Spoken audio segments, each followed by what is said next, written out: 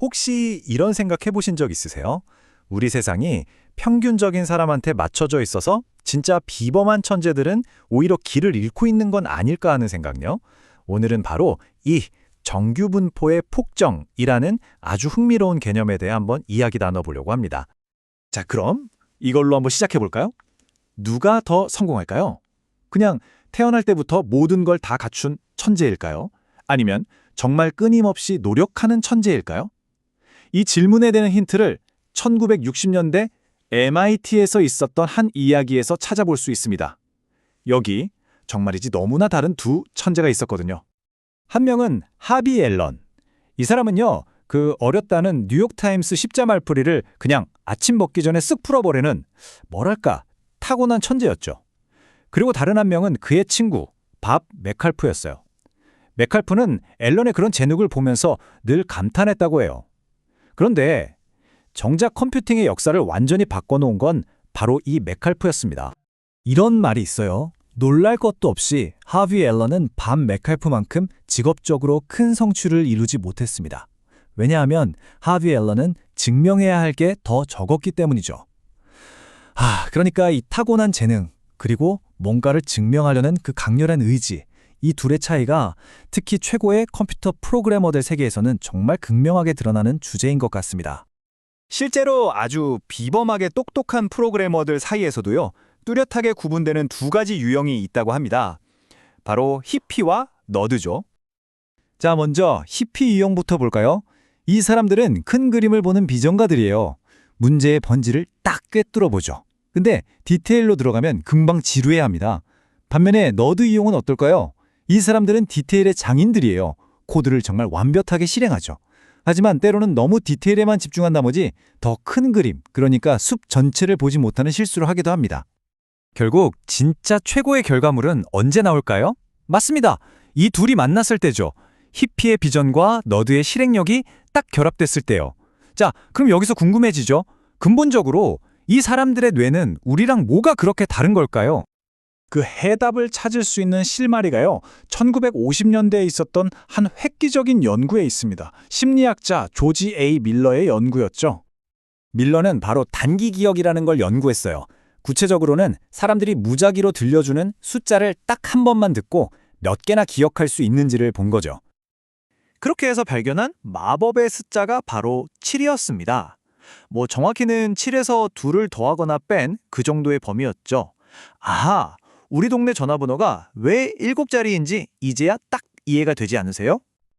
근데 정말 놀라운 건요, 5개에서 9개 사이를 기억하는 이 범위에 전체 인구의 99.7%가 들어간다는 거예요. 그러니까 거의 모든 사람이죠. 우리 대부분이 이 거대한 중간 지점에 빽빽하게 모여있는 셈입니다. 자, 바로 이 지점에서 핵심적인 질문이 나옵니다. 이 거대한 평균의 영역을 벗어난 사람들, 그러니까 양쪽 맨 끝에 있는 그 극소수의 사람들은 대체 어떤 사람들일까요?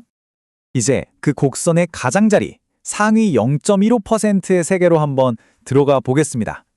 바로 여기에 우리가 말하는 천재 프로그래머들의 비밀이 숨어 있습니다. 생각해보세요. 2,000명 중에 단 3명, 전체 인구의 0.15%만이 9개보다 많은 숫자를 기억해낼 수 있다고 해요. 어떻게 보면 이 사람들이야말로 세상을 바꿀 소프트웨어를 만들기 위해 태어난 사람들이라고 할 수 있겠죠. 이 능력이 얼마나 대단한 건지 보여주는 일화가 하나 있어요. 전설적인 프로그래머인 찰스 시모니가 나이가 드니까 머릿속에 고작 20개에서 30개 정도의 요소밖에 떠올리지 못하겠다고 한탄했다는 거예요. 아니, 우리 같은 평범한 사람들에게는 그 숫자도 정말 상상도 못할 수준인데 말이죠. 이런 극단적인 인지 능력 때문에 최상위 레벨에서는 프로그래머 한 명이 평균적인 프로그래머보다 무려 100배나 더 생산적일 수 있다는 말이 나오는 겁니다. 여기서 한 걸음 더 나아가서요, 정말 판을 바꾸는 창의적인 프로젝트에서는 그 차이가 사실상 무한대가 되어버립니다. 왜냐하면 평균적인 프로그래머는 애초에 그런 일을 시작조차 할 수 없기 때문이죠. 네, 이 모든 이야기들이 결국 하나의 핵심 아이디어로 모아집니다. 바로 우리 사회가 평균을 중심으로 설계되면서 일종의 정규분포가 가하는 폭정을 만들어내고 있다는 사실이죠. 이건 우리 주변 어디에나 있어요.